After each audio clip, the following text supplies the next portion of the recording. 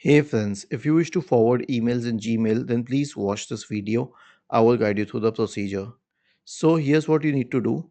Click on the setting symbol at the top right corner and then select See All Settings. Now go to Forwarding and Pop and select a forwarding address, and then you can mention it here and then click on Next. Okay.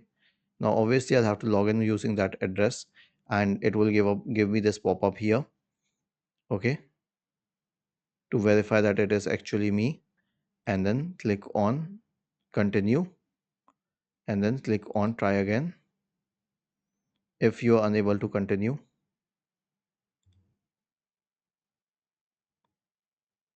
okay, I'll use more ways to verify,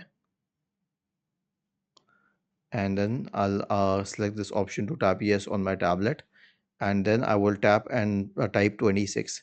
I won't do it here for some security reasons, but you have to pick the number on the tablet and then enter it.